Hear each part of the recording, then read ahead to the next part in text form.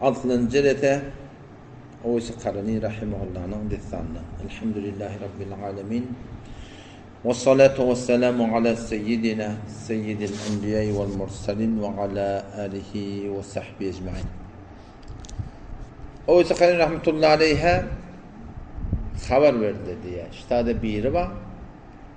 30 yıl veri bir kabir kadıptır. Kefenine giyiptir. Kullun şoň başynda ağlap, emrep, şu form ýagdaýda geçdi. Şol wagyn bir zat ýüregi düşse, ol adam bir karar etýände.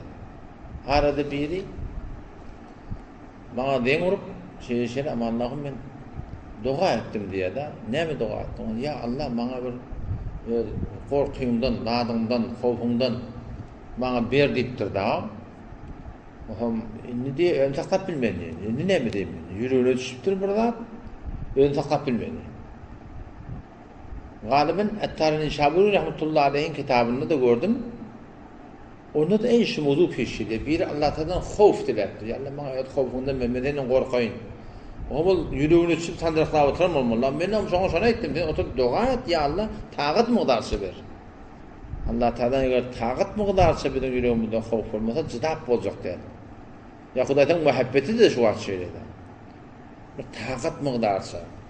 Ýürege düşse adamlar bir karar etýänler. Munda ýüregine gabryn gorkusy. Şorum bir adam men ekidin şeýle göreýin diýýär. Matlada diýe orta diýe bir adam tam saralyp, inçilip, horlanyp, aglap göllerde içine gidipdir diýe. Otam baryp halwaka soraşyp ya falan şagalakil qabru anillah diýdi. Näme qabr bilen qabra ýaşyp durýan.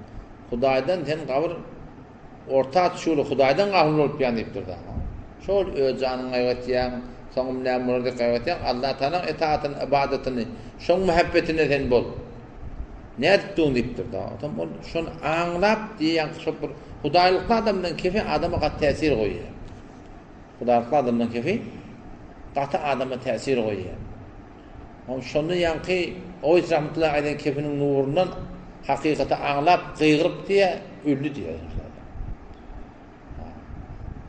Yankı Moran Tarık Semil Hafidullah'ın hakkında ben eşittim ki şu taada onun bir ecip beyalları var, gen gurunları var ya da bizler. O şunda biri barıptır şöyle karaç adam, barında adam gurununa kulak atıp katı te'tir alıptır yakın gurunlar. On soran var Moran Tarsimin yani şeyle ben köp ahım olanı gurunu oturdum ya tenkinin kendi tesir aldım ben diptir. Ama şunu o diptir diye kimin neçil veri gözüm namerhamet şunaklıktır diyor. Yani şey ona bir muhim da hatta Qavun rengalar değişiyor. Şu oturuşan adamdan gülüğünde neyme iman mı da neyme anons olsa adama şu hotpukot tesir ediyor. Neyme havalık da o tesir ediyor. Hem içeri yağdayın üç yemeklerine sebep oluyor, hem daşar yağdayın üç yemeklerine sebep oluyor. Oturuşan adam var ha, içeri yağda imandan, yaqindan, ahlaktan, edepten, hormattan, hıyanet etmezlikten, ikilik yokluktan, oturuşan adam var, seni hıcra oluyor. Yok, oturuşan adam telekli olsa, seni de hot içeri yağdan hıcra oluyor, daşar yağdan hıcra oluyor. Yani ahlakından sen tesir ediyor. Ahlakının tesir ediyor. Burada ben akıladı biz avval poştu işleyedik. Poştuydu olur ya, Türk'ün poştuydu. Onun bir hem de oraların bir geldi bir. O da bu dünyadan kayıttı elbette. Onun bir neçin bir yanında geldi bir. O zaman bir ağlı payışırak. Ağlı payış. Ecen bacın doğan hemen bir kaptanı yüksek etmiyor. Hey beylede diye. Soram, şundan soram bir de ben öldüm şekil vaktim attırın ha. O şagirtler var. Ne ettin bunu muallaman etti onlar. Men ödüm gen aldım. Men hece oldu diyorlar. Men ona haykırıp ona. Şu qavunun rengalar sana tehdit koyuyor. Şu taydanlar ahim oturyan adamlarımı da katı bir havardar olmalı. Beter tesirken yani havar mı da yok da. Peygamber Huda sen şu an yani koyun bakan adam yokşak koyuyor. Heyvan. Diye bakan adam, at bakan adam gururlu koyuyor. Heyvan koyuyor. Heyvan adamı tesir koyuyor. Vay bakalım insan. Ama beter bir muhim dat yaşayışında dinin imanın takkacak otan, kuvvet alacak otan, şona habardar olmalı. Kim bilen oturup duruşan. Bütün adam Muhammed selamun aleyküm ve aleykümselam medilesi soramana var, ayetine var, toy şerikatı var, toyuna var. Garip mi, kömek et, fark etmeye. Ama turuşan katlaşan adamlar hetmin imanlı adamlar olmalı. O imanlı da amallı adamlar olmalı. O zaman bir gün niye öğünde diye üç gün demektir diye adam. Üç günün adı hadise de geliyor. Bir adam hadis okudum ben, o tecrübede edilen. Bir adam öğünde üç gün ne yapıp olmadı diye adam. Aç. Yeter yetmiyor, hor yetmiyor. Hiç kim aytmıyor yani. Haydi bir öyle üç gün açlık bota deyip de Peygamber Aleyhisselam. Orada da harda hal hiç kim aytmasa da deyiptir. Allah Teala şurada bir yılın rızkını verir diye de. Huda Teala iyi verecek. Gümen etmeyenlerinden bir yılın rızkını verecek deyiptir. Tecrübe edilenler diye. O zaman üç gün ölmenin önüne daha imen tafılmaya, dördüncü gün dahi çıktı diye adam. Yolunu bir dirhem taftır ya. Şöyle koydu diye pul var. Alacak bolu diye bir yerine giderdi diye. Bunu almayı men etti. Öğrek diye azık tutan, yelmiktir, kalgandır, bırdaktır. Otuyacak boluya, otuyacak anı orta koyun yedi. Bir de koyun ağzında olakan çörek diye. Kadın çörek arke diye. O zaman yankı bunun alan çöreği yüreğine çıktı ya, bu da bir yerine oğlak geliyor nedir diye. O yan koyununa keple yaptırıyor, Hudayım beni. Sen Hudayım beni, bir de beni al şunu etti ya da. Uzattım diye yerinde çörek var, koyun yok diye da. Huday Teala İvren rızkı bir gen rahatlı da bular. Koyun yok diye. Sonra ayette diye Esselamu fil vahde deyipti. Sağlık, salamatlık yekelikte deyip diye. Yekelik diyen ne? Adamdan gevren çekmek diye. Yekelik diyeni ne açıklamakla geliptir ki hıyalında, fikrinde, kalbinde hem de bir Hudaya oraya olmaklık deyiptir da. Sağlık yekelikte diyeni yani yeke Allah'a oraya olmaklıkta deyip ayıttır da. Sağlık yekelikte yani diye Hudaya oraya olmaklıkta deyip ayıttır. Şu katı bir muhim dağıtı yani. Hudaya oraya olacak olan var ahim, sadece vurun. Eyni İbrahim Aleyhisselam oda gidiptir. Şu zamanı oda girmedi. Yani adamdan kevinin odana giriyor da. Yotam Hudaya oraya varıp olmuyor. Açık kuracağım.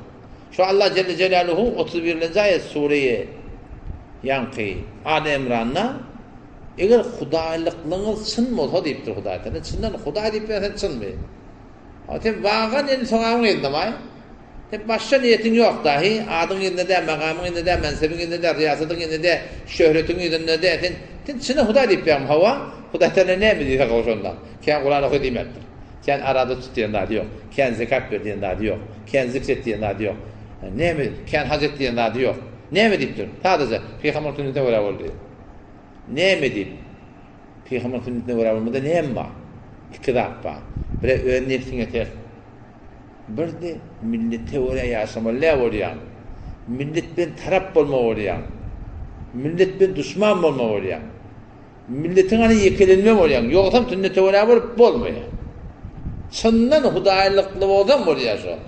Yoksa başarmıyor. Aslında tevfik vermeyelim.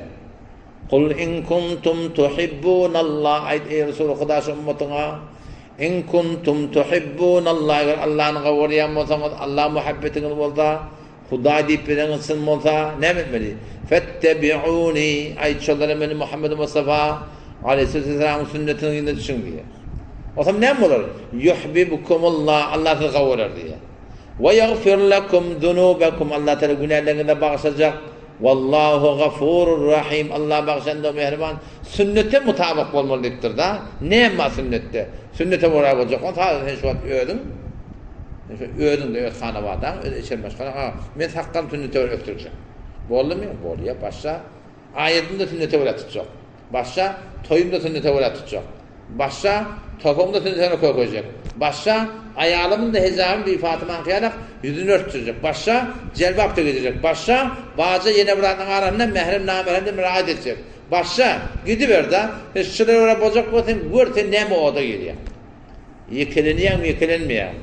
Değerli adın alayan mı almayan mı? Ütkeptir adın alayan mı almayan mı? Yekemedik değileyen değil mi? Ne edecek oluyor? Hiç sen. Ama sen kâr namaz okuyayım. Kän haja git, kän zikret, kän sadaka ver. Hiç kimsenin bir işi yok.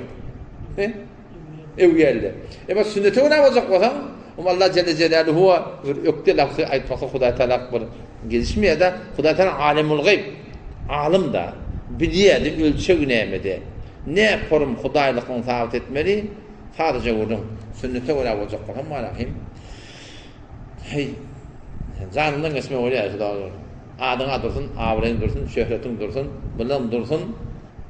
Ama zanyndan geçme bolýar. Uğur yok bulan var. Öldürýärler. Ama tehdit etmeleri var ya.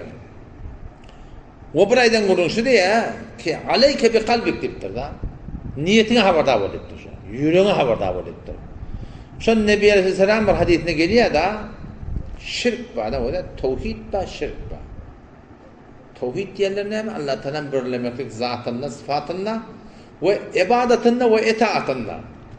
Ve umumen ibadetine selimet yalı da bir Hudaýa ibadet etmeli. Bir Hudaýa itaat etmeliler yani. Bir Hudaýa orab bolmaly. Onun için bir Hudaýa orab bolman gapdalda näme? Hudaýdan gaýry gelýäşin gapdaldan, riya gelýär. Şöhret gelýär yüreğine. Ma'aleyke bi kalbik diýeni şo yüreğine haberdar bol. O şeýden Nebi Aleyhisselam hadisine gelýär ki eşşirku ahfa şirk diýerleri basyrgyrak qara garınskan, qaraňky ýanyň qaraňkysyna qara daşyň üstünde yürüyen garınskan ayak dediğinde ne basyrgyrak diýdi. Şirk diýerler şey. Şirkten gasma, şirkde bir basyrgyrak şey. Otam Siddiq radıyallahu anh eşip ağlattır ya Resulullah buna ne onu zatırma dedi.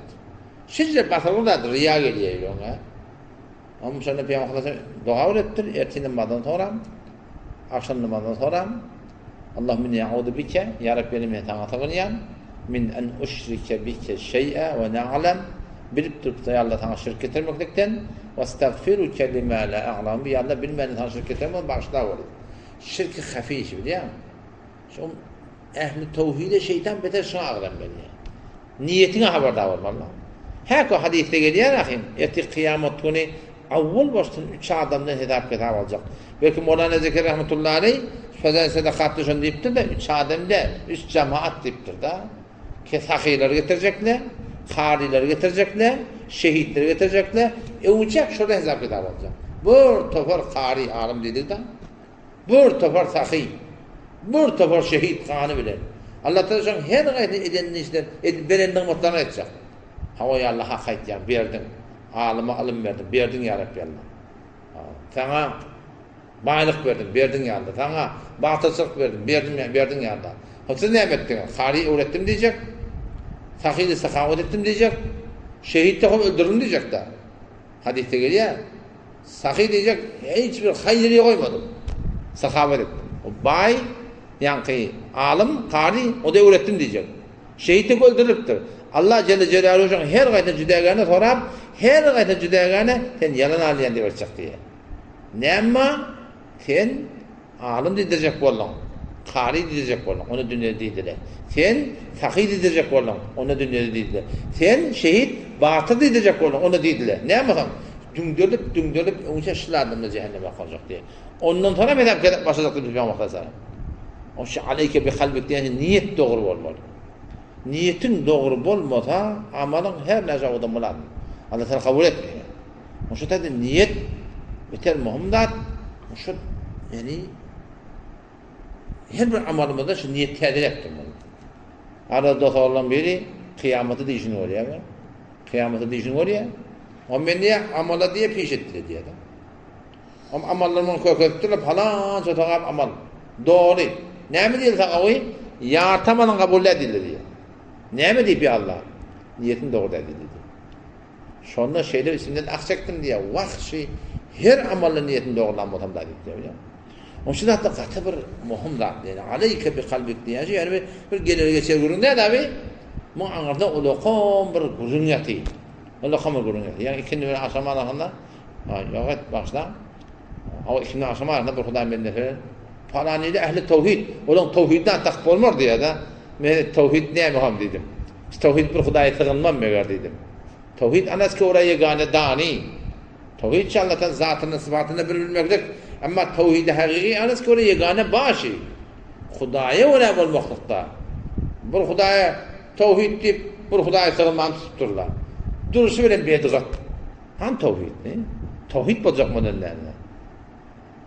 Vakti ki Peygamber sallam bir göz için namaz okuyanına şirk deyipti. Sen ki günah ediptin göz için.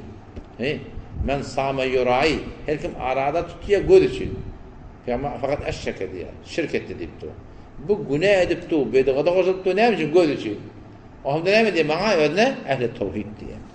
Tevhidden tevhid bulmak. Duruşu veren şirk da yani. O salam aytti diye telettur refa'a. Ulluk dedim diye adam. Fevecettuhu fit tevâda. Kesperlikte taptım diye. Bir adam ulluk istese, hatta şu dünyada da Allah Teala'nın yanı kaynatin men tevâda'a lillah refa'ahullah diye da hadiste geliyor. Her kim Huda için kesperlik istiyor diye öğreniyor. Huda için öyle etek tutsa Allah onu kaldırır diye da. Yani Hudaylık bolmalı. Bu diyor ki kesperlik sen kim? Ben aman. Adın amanı. Ahunnu ödüne diyeyim yani. Bu pesperlik değil mi ya? Peygamber sallallahu aleyhi ve sellem ettevadu ha huna diptir. Kalbine işaredir. Tevazu ştada. Yürekte diye de bir yerlerdeki Hudadan bir makami verttir, mensebi verttir, bir caygahı verttir. Biliyor musun? O taada ödünü şu an ben görüyorum Fezai Mezai'de zatlardan ne kadar adam metlep yedi ya. Ahirine kim? Ben tanıyan Mevlevi, Mufti burada. Sadece Palani. Sen kim tanıyor ya? İn milyar metlep beti Fezai Mezai'de. Milyar metlep beti. Sen ödün marifet da. Allah'ın Mevlevi ya da ödün ha. Ki taraf bizim her şey bir ehli ilmin yadan da açı. Ustad Mevlana Mehmet Yusuf Hüseyin rahmetullahi aleyhin kelasında kal. Sonra bir tabi bana destan etti de bir de. Ben de Mevlana Abdülaziz rahmetullahi aleyhin yanladım diye. Mevlana Abdülhamid'in kaynatı değil. Son yanladım diye adam bir bana deyin vurdu diye. Esselamu aleyküm. O Şama deyiptir da ustada. Onu ben Yusuf Hasan deyiptir ona. O kepleptir gurun toku etti. Muhammed Yusuf adın neydi? Mevlevi oğullardı. Şeyhul Hadis oğullardı. Ondan sonra Turun toku edip sonra Mevlana Abdülaziz rahmetullahi etti diye sen beyleyip aytma ödüne deyip ben Yusuf Hasan ben Mevlevi Muhammed Yusuf deyip açacağım deyip diye da. Sen Hudaý Teala benim bir caygahı var da sana biliyor musun? O taraf sen tevazunun içinde ne ahim o? Ondan başka bir berdaş et diye biliyor musun? Başka bir berdaş et diye. Şu tadan tevazu diyenleri adamın yüreğinde oluyorlar. Teleptur refa, ulluk dedim diye onda diye tevazu tapındı. Ve teleptur riyase, başlık bolmaklık dedim diye. Adamlara netiqat vermeklik de taptım diye. Ve teleptur muruvve, merdanegi, yani bir erkekçilik ko dedim diye doğrulukta taptım diye. Ve teleptu el fakhr, bir ulluk dedim diye onu diye ona galiplikte taptım diye. Ve teleptu nisbe deyiptir. Allah Teala bir khas bir taalluklu bolmaklık dedim diye. Fevecettuhu fit taqva, günahı terk etmekte taptım diye. Şu vakti bir adam günah böyle diye, o da her elekem duha gözlerinde, o da insanda bir sürü günahlar var. Gözün gözde keyfiyetiye. Kur'an'da cennetin Hudaý Teala nimetlerinin adını ne veriyor? Ki yani elfaz-ı Kur'an yardım etse ve teleddül a'yun diye Hudaý Teala Kur'an'da cennetten nimetler var. Gözün lezzet alıyor diye. O vakti ki de o namahrem diye burada geliyor. Hiç kimde yok. Gözün gözde keyfiyetiye. Allah razı olsun şu da şu lezzeti teoklamaklık.